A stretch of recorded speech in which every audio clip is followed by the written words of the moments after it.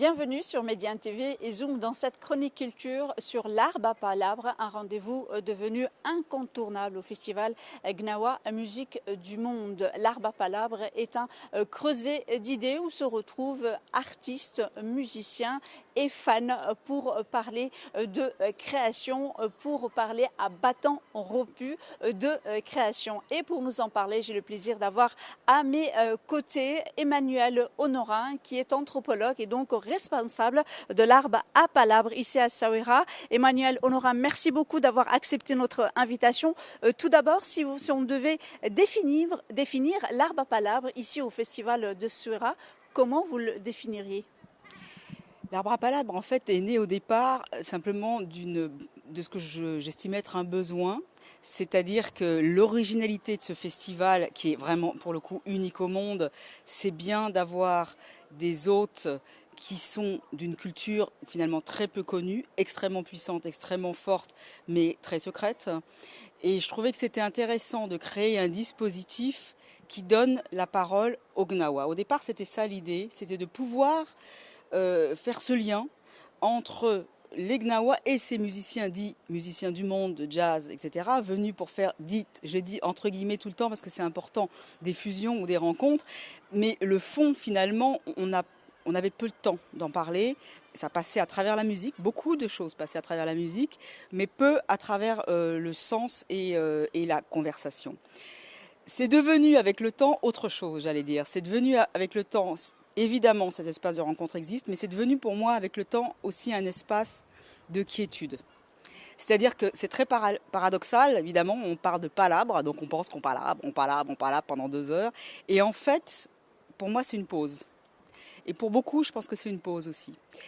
C'est-à-dire qu'on fait voyager le sens en donnant la parole aux musiciens, aux Gnawa eux-mêmes, je dis aux musiciens invités de l'extérieur, aux Gnawa eux-mêmes, Gnawa qui, dans leur diversité, puisqu'ils viennent de toutes les régions du Maroc, mais aussi aux professionnels de passage, aux amateurs de passage, aux passionnés de passage, et puis à tout le monde. C'est-à-dire que c'est très rare d'avoir un espace ouvert, gratuit, comme on dit, dans la limite des espaces disponibles, mais bon, où finalement tout à chacun peut se transformer en journaliste pour poser des questions.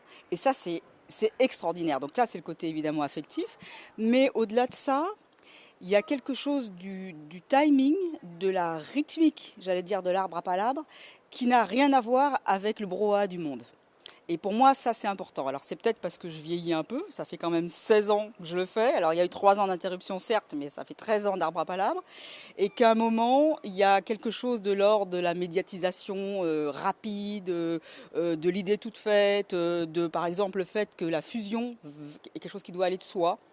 Bon, peut-être pas, finalement. C'est pas si facile de se rencontrer dans la vie normale. Alors, imaginez, quand on vient de continents différents, etc., c'est pas si facile.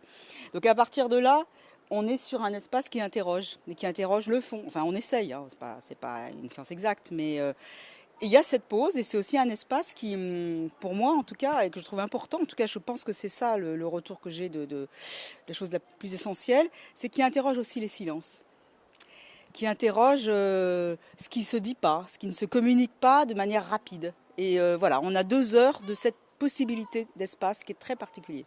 Alors, 2 heures où défilent de nombreux artistes, j'allais dire alors que le nom, mais en tous les cas, ils sont là parce que ils sont à l'écoute de leur public, ils donnent aussi de leur temps pour justement rencontrer ce public qui vient très très nombreux à Essaouira.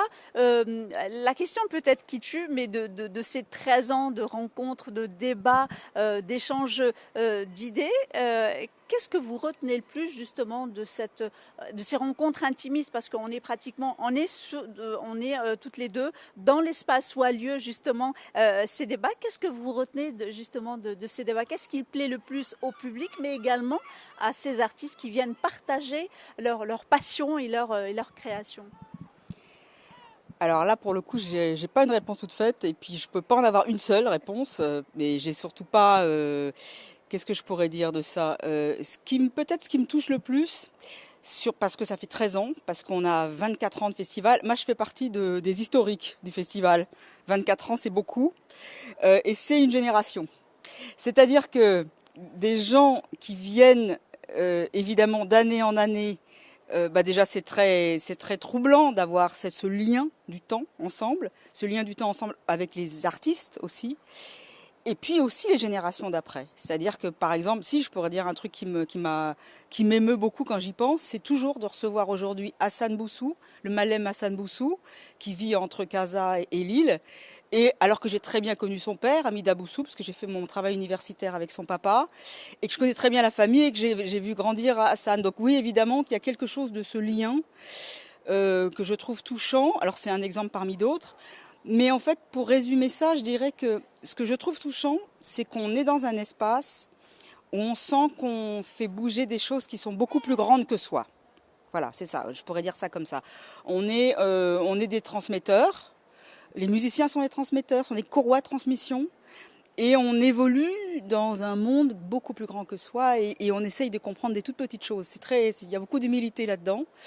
Et ça, j'aime bien pouvoir assumer ça, et j'aime bien pouvoir prendre le temps de la réflexion, de l'inquiétude, de l'hésitation, et de cet échange aussi qui est facilité, alors là pour le coup très concrètement, par les traducteurs. C'est pas évident d'avoir 2, 3, 4 traductions différentes, voilà, en Darija, en espagnol, en anglais, en français, enfin bref, il y a quelque chose qui voyage aussi à ce niveau-là. C'est un dispositif, je dirais, qui fait voyager cette pensée.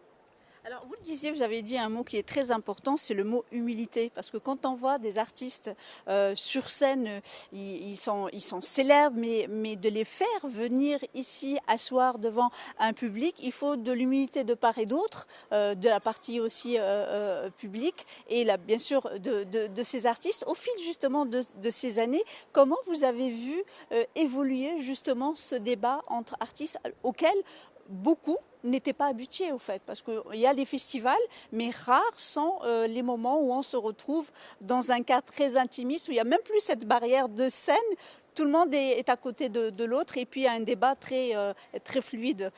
Comment justement, avec le temps, ce débat a évolué ?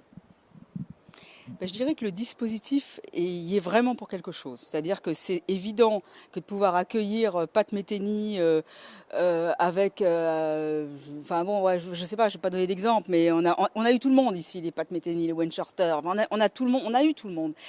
Enfin, tout le monde. Bon, après, quand j'ai tout le monde, c'est qu'il y a une organisation. Par exemple, le choix des artistes, c'est très simple. C'est souvent déjà une envie de communiquer avec eux de ma part, après tout, disons-le simplement. Une connexion avec une culture particulière qui fait qu'il y a quelque chose qui doit voyager, à mon avis, au-delà de ce qui se passe sur scène. Et puis, qu'est-ce qui se passe entre eux ? Je ne sais pas. C'est-à-dire que quelquefois... c'est comme des liens secrets en fait. C'est comme des liens secrets, c'est comme des choses. C'est comme quand on dit par exemple, je sais pas moi, le voyage du flamenco vient d'Inde, en passant par tout le monde oriental.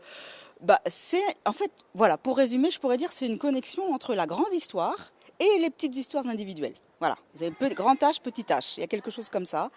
Et ça c'est touchant. Et donc voilà, j'ai pas d'exemple précis, mais à partir du moment où l'artiste, quel qu'il soit, que ce soit un super guest, superstar ou quelqu'un, un artiste émergent, à partir du moment où il sent cette possibilité de pouvoir communiquer sur ce mode-là, ça crée, oui, une sorte d'humilité, je pense, parce qu'il y a des choses qui sont bien plus grandes que soi, même si on est un super virtuose.